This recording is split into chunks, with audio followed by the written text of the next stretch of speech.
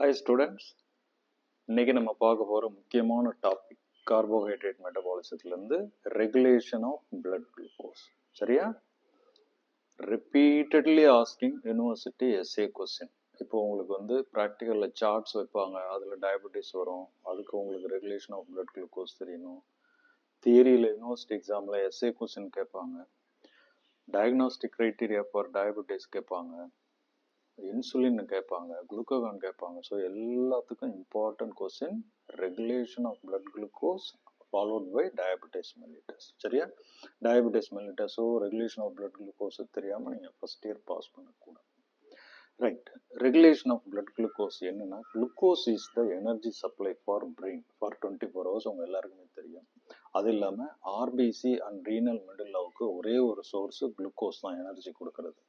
அதனால regulation of glucose and maintenance of blood glucose ரெண்டுமே ரொம்ப ரொம்ப இம்பார்ட்டன்ட். இப்போ இந்த ரெகுலேஷன் எப்படி நடக்குதுன்னு பார்க்கலாம். 2 பாயிண்ட் நீங்கள் ஃபர்ஸ்ட் ஞாபகம் வச்சுக்கணும் எழுதும்போது. ஒன்று என்ட்ரி பாயிண்ட் ஆஃப் குளுக்கோஸ், பாடியில் எப்படி எனர்ஜி ப்ரொடியூஸ் ஆகுது, என்னென்ன நம்ம எடுத்துக்கிறோம், entry point of glucose. Exit of glucose, என்ன ரியாக்ஷன்ஸில் குளுக்கோஸ் வெளியில் போகுது. இது ரெண்டுல எப்படி பேலன்ஸ் நடக்குதுன்றது தான். என்னென்ன ஒன்றும் இல்லை, என்னென்ன ரியாக்ஷனில் குளுக்கோஸ் எனர்ஜி ப்ரொடியூஸ் ஆகுது, என்னென்ன ரியாக்ஷனில் எனர்ஜி நமக்கு ஸ்டிமுலேட் ஆகுது, அந்த மாதிரி தான் நம்ம சொல்ல போகிறோம். ஃபர்ஸ்ட் ஒன்று வந்துட்டு என்ட்ரி பாயிண்டில் absorption from intestine.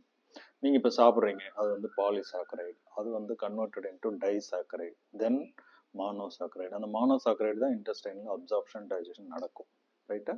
So absorption from intestine, glucose எப்படி கிடைக்குதுன்னு சொல்கிறோம்.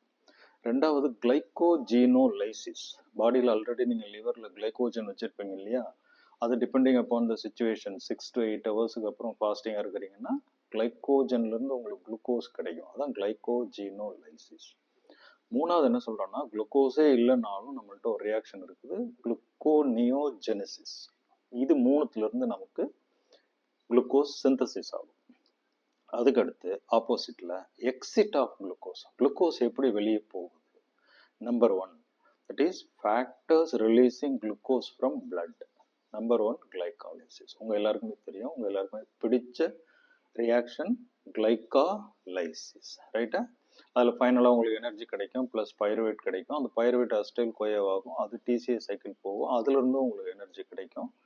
ஆக்சிஜன், CO2 இதெல்லாம் ரிலீஸ் ஆகும். ரைட்டா? வாட்டர் மாலிகுலோட பயாலஜிக்கல் ஆக்சிடேஷன் வரைக்கும் முடியும். அது கிளைகாலைசிஸ். செகண்ட் வந்துட்டு குளுக்கோஸை நம்ம வந்து ஸ்டோர் பண்ணுறோம், அந்த ரியாக்ஷன் பேர் கிளைகோஜெனிசிஸ்.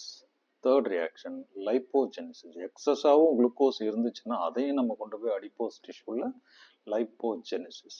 ஓகே, இது வந்து entry point and exit of the குளுக்கோஸ்னு ஒன்று சொல்லிட்டீங்க. இப்போ ஃபாஸ்டிங் ஸ்டேட் அண்ட் போஸ்ட்பிராண்டியல் ஸ்டேட்டில் எப்படி இந்த குளுக்கோஸை நம்ம ரெகுலேட் பண்ண போகிறோன்றது தான் முக்கியமான பாயிண்ட். அதுக்கு நமக்கு 4 ஆர்கன் தேவைப்படுது. ஒன்று இன்டெஸ்டைன், அதாவது சாப்பாடு சாப்பிட்றீங்கன்னா போஸ்ட்பிராண்டியல் ஸ்டேட் இன்டெஸ்டைன். ஃபாஸ்டிங் ஸ்டேட்டில் இன்டெஸ்டைனுக்கு வேலை இல்லை. Second liver. இப்போ அந்த லிவர் குளுக்கோஸ் போச்சுன்னா என்ன ஆகும், குளுக்கோஸ் இல்லைன்னா லிவர் என்ன செய்யும்? அடுத்து அடிப்போஸ் டிஷ்யூ. அடிப்போஸ் டிஷ்யூவில் எக்ஸஸ் குளுக்கோஸ் போய் ஸ்டோர் ஆகிறது லைப்போஜெனிசிஸ். சிச்சுவேஷன் தகுந்த மாதிரி அதுலேருந்து நமக்கு ஃப்ரீ ஃபேட்டி ஆசிட் ரிலீஸ் ஆகி ஆக்சிடேஷன் நடந்து எனர்ஜி கிடைக்கிறது லைப்போலைசிஸ். ரைட்டா? அடுத்து மசிலில் ஒன்றே ஒன்று தான் இம்பார்ட்டன்ட் ரியாக்ஷன், குளுக்கோனியோஜெனிசிஸ். பாடியில் எங்கேயுமே குளுக்கோஸ் இல்லைனாலும் அது அவைலபிள் சப்ஸ்ட்ரேட்டை வச்சுக்கிட்டு நமக்கு குளுக்கோஸ் கொடுக்கும், அதான் குளுக்கோனியோஜெனிசிஸ். இப்போ இந்த மூணுக்கும் நீங்கள் 3 ஆர்கன் ப்ளஸ் ஒரு இன்டெஸ்டைன், 4 ஆர்கனையும் வச்சு ஒரு டயக்ராம் போடணும். ரைட்டா? ஃபாஸ்டிங்கில் என்ன நடக்கும், லிவர்லேருந்து கிளைகோஜீனோலைசிஸ், அதாவது ஸ்டோர்டு கிளைகோஜன்லேருந்து குளுக்கோஸ் ரிலீஸ் ஆகும். மசிலிருந்து என்ன நடக்கும், குளுக்கோனியோஜெனிசிஸ், அதுலேருந்து நமக்கு குளுக்கோஸ் கிடைக்கும். அடிப்போஸ் டிஷ்யூவில் என்ன நடக்கும், லைப்போலைசிஸ், அதாவது ஃப்ரீ ஃபேட்டி ஆசிட் ரிலீஸ் ஆகி ஆக்சிடேஷன் நடந்து நமக்கு எனர்ஜி கிடைக்கும். ரைட்டா? The muscle go for oxidation of fatty acid and produces energy. இதுதான் ஃபாஸ்டிங் ஸ்டேட். இதில் இன்டெஸ்டைனுக்கு வேலை இல்லை. வேற போஸ்ட்பிராண்டியல், நல்லா சாப்பிட்டுட்டீங்க, அங்கே என்ன நடக்கும்னு பார்க்கணும். இப்போ இன்டெஸ்டைனில் குளுக்கோஸ் இருக்குது, அந்த குளுக்கோஸ் கிளைகோஜனாக கன்வெர்ட் ஆகிறதுக்கு பேர் கிளைகோஜெனிசிஸ். ரைட்டா? குளுக்கோஸ்லேருந்து எக்ஸஸ் குளுக்கோஸ் போச்சுன்னா அது அடிப்போஸ் டிஷ்யூவில் ஸ்டோர் ஆகிறது லைப்போஜெனிசிஸ். ஸோ இந்த போஸ்ட்பிராண்டியல் நோ லைப்போலைசிஸ், நோ குளுக்கோனியோஜெனிசிஸ். இது எம்சிக்குக்காக சொல்கிறேன். போஸ்ட்பிராண்டியல் ஸ்டேட் ஆஃப் பிளட் ரெகுலேஷனில் போஸ்ட்பிராண்டியல் ஸ்டேட் நல்லா சாப்பிட்டுட்டீங்க, அப்போ வந்துட்டு லைப்போலைசிஸுக்கும் வேலை கிடையாது, குளுக்கோனியோஜெனிசிஸுக்கும் வேலை கிடையாது. இது ஒரு இம்பார்ட்டன்ட் எம்சிக்யூ. ரைட். இப்போ ஃபாஸ்டிங்லையும் பார்த்துட்டீங்க என்னென்ன ஆர்கன் இன்வால்வ் ஆகுதுன்னு, போஸ்ட்பிராண்டியல்லையும் பார்த்துட்டீங்க. இதை எப்படி மெயின்டைன் பண்ண போகிறோன்றது அது நமக்கு நார்மல் குளுக்கோஸ் வேல்யூ தெரியணும். ஃபாஸ்டிங்கில் வந்துட்டு 70 to 100 milligram per deciliter, போஸ்ட்பிராண்டியலில் 100 to 140 milligram per deciliter. இது ஃபாஸ்டிங் அண்ட் போஸ்ட்பிராண்டியல் நார்மல் லெவல். இந்த நார்மல் லெவலில் இந்த ஃபாஸ்டிங் ஸ்டேட் போஸ்ட்பிராண்டியல் ஸ்டேட்டில் யார் மெயின்டைன் பண்ணணும்னா ஹார்மோன்ஸ். ரைட்டா? ஹார்மோன்ஸ்னு சொன்ன உடனே உங்களுக்கு ஞாபகம் வருது, ரெண்டு குரூப் வரணும். ஒன்று ஹைப்போகிளைசிமிக் ஹார்மோன், இன்னொன்று ஹைப்பர்கிளைசிமிக் ஹார்மோன். யூஸ்வலாக hypoglycaemic hormone the only one insulin. ரைட்டா? பாடியில் எங்கே குளுக்கோஸ் அதிகமானாலும் அவர் போயிட்டு குளுக்கோஸை மெயின்டைன் பண்ணுறதுக்காக குளுக்கோஸை குறைச்சிருவாரு. வேறஸ் ஹைப்போகிளைசிமிக் ஸ்டேட்டில் இருக்கிறீங்க, குளுக்கோஸ் கம்மியாக இருக்குன்றப்போ இந்த ஹைப்பர் கிளைசிமிக் ஹார்மோன்ஸ் வருவாங்க. Glucagon, ACTH, GH, that is growth hormone, epinephrine, norepinephrine, thyroxine, இவங்க எல்லாரும் வந்து எதுக்கு வருவாங்கன்னா குளுக்கோஸ் லெவலை இன்க்ரீஸ் பண்ணுறதுக்காக வருவாங்க. அதனால தான் அவங்களுக்கு பேர் hyper glycaemic hormones. Right? So for the maintenance of normal fasting and postprandial blood glucose level, we are having two group of hormones. One is hypoglycemic hormone, insulin. Another one is hyperglycemic hormone, glucagon, thyroxine, steroids, ACTH, growth hormone, like that. Right? இப்போ இந்த ஹைப்பர்கிளைசிமிக் ஹார்மோன்ஸ்ல இருக்கிற 5 ஹார்மோன்ஸுக்கும் ஏதாவது 2 reaction, எதெல்லாம் கிளைகோஜினோலைசிஸ் increase பண்ணுது, குளுக்கோனியோஜெனிசிஸ் increase பண்ணுது, அந்த மாதிரி 1 அல்லது 2 ரியாக்ஷன் இந்த 5 ஹார்மோனுக்கும் நீங்கள் எழுதினீங்கன்னா நல்லது. ரைட்டா? இப்போ இவ்வளவே சொல்லிட்டீங்க. Regulation, maintenance. If the blood glucose level is not properly maintain, என்ன ஆகும்? Diabetes mellitus. இந்த டயபெட்டிஸ் மெல்லிட்டஸ் ஏன் வருதுன்றதுக்காக தான் நீங்கள் இந்த ரெகுலேஷன் ஆஃப் பிளட் குளுக்கோஸ் படிக்கிறீங்க. ரைட்டா? ஸோ உங்களுக்கு type 1 diabetes mellitus, type 2 diabetes மெல்லிட்டஸ்னு ஒரு கிளினிக்கல் சினாரியோ கொடுத்துட்டு அதில் கொஸ்டின்ஸ் இது ரிலேட்டடாக கேட்பாங்க.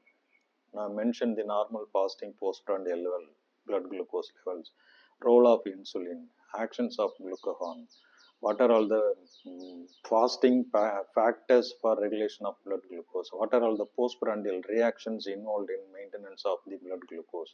இந்த மாதிரி கொஸ்டின்லாம் உங்களுக்கு ஆன்சர் வந்து ரெகுலேஷன் ஆஃப் பிளட் குளுக்கோஸ் படிச்சாதான் சொல்ல முடியும். ரைட்டா? அடுத்த டாபிக் டயபெட்டிஸ் மெல்லிட்டஸ், அதை நம்ம இன்னொரு கிளாஸ்ல பார்க்கலாம். Okay, bye. ஹாய் ஸ்டூடெண்ட்ஸ், இப்போ ஃபேக்டர்ஸ் சொல்லிட்டோம், ஹார்மோனல் ரெகுலேஷன் சொல்லிட்டோம், ஹைப்போகிளைசீமியா, ஹைப்பர்கிளைசீமியா எல்லாம் சொல்லிட்டோம். ரைட்டா? இதை நீங்கள் லாஸ்ட்டாக எப்படி முடிக்கணும்னா, ஏன்னா இது essay question, regulation of blood glucose essay கொஸ்டின்றதால ஹோமியோஸ்டேசிஸ் ஆஃப் பிளட் குளுக்கோஸ், அதாவது ஹைப்போகிளைசிமிக் கண்டிஷன் வந்தால் எப்படி பேலன்ஸ் பண்ணுது, ஹைப்பர் கிளைசிமியாவில் இருந்தால் எப்படி பேலன்ஸ் பண்ணுதுன்றது சொல்கிறது தான் ஹோமியோஸ்டேசிஸ் ஆஃப் பிளட் ரெகுலேஷன். இதில் என்ன சொல்கிறாங்கன்னா, நீங்கள் 2 ஃப்ளோ சார்ட் போட்டுக்கணும். ஒன்று லோ பிளட் குளுக்கோஸ், இன்னொன்று ஹை பிளட் குளுக்கோஸ். இப்போ இந்த லோ பிளட் குளுக்கோஸ் வரும்போது பேங்க்ரியாஸ் என்ன ஆக்ஷன் எடுக்குது? ரைட்டா? பேங்க்ரியாஸ்லேருந்து ஆல்ஃபா செல்ஸ் வந்து ரிலீசஸ் குளுக்ககான். ரைட்டா? குளுக்கோஸ் லெவல் குறைஞ்சிடுச்சு, குளுக்ககானை பேங்க்ரியாஸ் ரிலீஸ் பண்ணிடுச்சு ஆல்ஃபா செல்ஸ்லேருந்து. இது அடுத்து என்ன செய்யுதுன்னா, கிளைகோஜினோலைசிஸ் இன் லிவரை வந்துட்டு ஸ்டிமுலேட் பண்ணுது. ஏன்னா நமக்கு குளுக்கோஸ் வேணும். அதுக்கடுத்து குளுக்கோஸ் ரிலீஸ்டு டு பிளட், அந்த இருக்கிற குளுக்கோஸை பிளட்டில் கொண்டு போனது நமக்கு பிளட் குளுக்கோஸ் ரெகுலேஷன் நடக்கும். Finally normal blood glucose level is attained. ஓகேவா? மேலே லோ குளுக்கோஸ் லெவல்னு எழுதுனீங்க, கீழே நார்மல் பிளட் குளுக்கோஸ் லெவல் அட்டைன்டுன்னு முடிக்கிறீங்க. அதே மாதிரி இந்த பக்கம் வந்தீங்கன்னா high blood glucose, hyper glycaemia, உடனே பேங்க்ரியாஸ் என்ன பண்ணுது? பீட்டா செல்ஸ்லேருந்து இன்சுலினை ரிலீஸ் பண்ணுது. இந்த இன்சுலின் என்ன பண்ணுது? Peripheral tissue cells take glucose from blood, அது பிளட்டில் இருக்கிற குளுக்கோஸ் எடுக்கிறதுக்கு ஸ்டிமுலேட் பண்ணுது, ஹெல்ப் பண்ணுது. அதனால் நமக்கு normal blood glucose level is attained. This is called as homeostasis of blood glucose. இந்த இதை டிஸ்கிரிப்ஷனோட இந்த டயக்ராம் போட்டு தான் நீங்கள் essay question regulation of blood குளுக்கோஸை முடிக்கணும். சரியா? பை.